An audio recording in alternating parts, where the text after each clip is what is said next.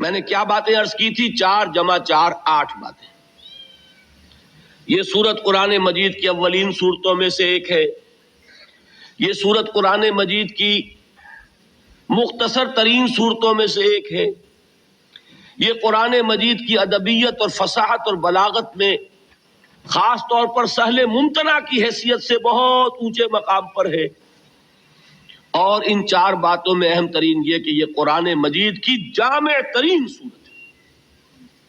اس لیے میں نے صحابہ کرام کا عمل بتایا کہ 2 صحابی جب آپس میں ان کی ملاقات ہوتی تھی ایک دوسرے سے جدا نہیں ہوتے تھے جب تک ایک دوسرے کو سورۃ العصر سنا نہ لیں. پھر ایک دوسرے کو سلام کرتے تھے، علیحدہ ہوتے تھے. کان الرجلان من اصحاب النبی صلی اللہ علیہ وسلم اذا التقیا لم يتفرقا حتى يقرأ احدهما على الاخر سورۃ العصر ثم يسلم احدهما على الاخر. میں نے آپ کو امام شافعی کے اقوال سنائے. لو تدبر الناس هذه السورۃ لوسعتهم، اگر لوگ صرف اس ایک سورت پر غور کریں، تدبر کریں تو یہ ان کے لیے کافی ہو جائے. لو لم ينزل من القرآن سواها لكفت الناس، اگر قرآن میں سے سوائے اس ایک سورت کے کچھ نازل نہ ہوتا تو یہ بھی لوگوں کے لیے کافی تھی. اتنی جامع سورت ہے.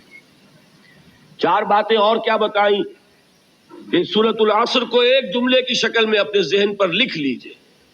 اللہ تعالی ہمارے لوح ذہن پر بھی کندہ کر دے، لوح قلب کے اوپر بھی اسے نقش کر دے.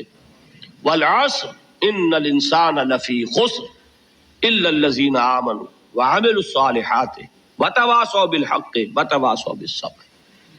زمانے کی قسم ہے یا زمانہ گواہ ہے، تمام انسان خسارے میں ہے، گھاٹے میں ہے، ٹوٹے میں ہے، سوائے ان کے جو ایمان لائے اور انہوں نے نیک عمل کیے اور انہوں نے ایک دوسرے کو حق کی وصیت کی اور انہوں نے ایک دوسرے کو صبر کی تاکید کی.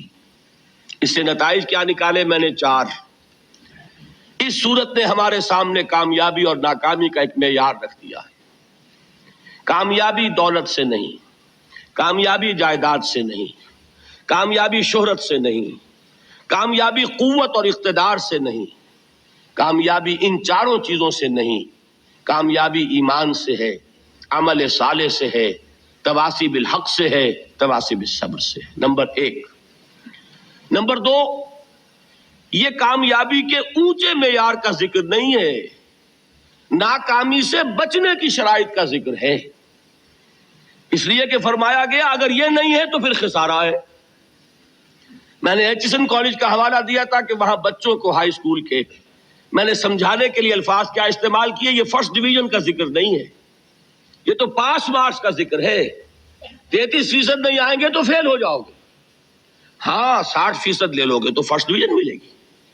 تو یہاں بات کیا ہو رہی ہے؟ 33% کی ہے کہ یہ کم سے کم لوازم ہے نجات کے. اگر یہ نہیں ہے تو نجات نہیں. نمبر 3، جب 4 چیزیں اللہ تعالیٰ بیان فرما رہا ہے نجات کی شرائط، تو کسی کو اختیار نہیں کہ ان میں سے ایک کو بھی کم کر دے. نبی اکرم صلی اللہ علیہ وسلم کا قول میں نے آپ کو سنایا. ان سے مطالبہ کیا گیا کہ کچھ کمی کر دیجئے، قرآن میں کچھ تبدیلی کر دیجئے. کیا فرمایا؟ کیا حکم دیا گیا؟ قل ما یکون لی ان ابدلہ من تلقاء نفسی ان اتبع الا ما یوحی الی. میں اس میں کوئی ترمیم نہیں کر سکتا، میں تو خود پابند ہوں اس کا جو مجھ پر وحی کیا جا رہا ہے.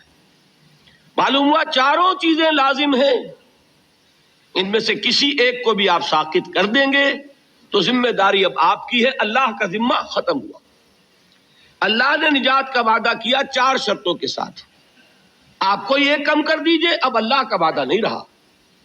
اب کیا ہو جائے گا؟ اگر قرآن مجید کی اصطلاح لیں گے تلک امانیہم، اب یہ ان کی نیک خواہشات ہیں.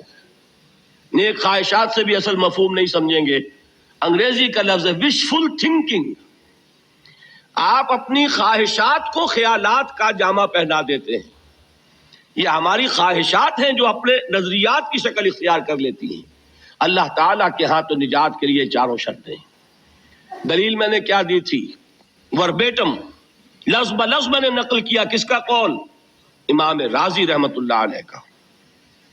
فی ہذہ الآیت وعید شدید، اس آیت میں بڑی شدید وعید ہے، لأن اللہ تعالی حکم بالخسار علی جمیع الناس، اس لیے کہ اللہ تعالیٰ نے تو تمام انسانوں کے بارے میں خسارے کا، گھاٹے کا، ناکامی کا فیصلہ کر دیا، الا من کان آتیا بہذہ الاشیاء الاربعۃ، سوائے ان کے جو یہ 4 شرطیں پوری کریں، وہی الایمان والعمل الصالح والتواصی بالحق والتواصی بالصبر، فدل ذلک، اس سے یہ ہمیں رہنمائی ملی، یہ دلیل ہے اس بات کے لیے ان النجاۃ معلقۃ بمجموع هذه الاشیاء، کہ نجات کا دار و مدار ان 4 چیزوں کے مجموعے پر ہے۔ بتائیے اب اس کے بعد بھی کوئی اور دلیل ضروری ہے؟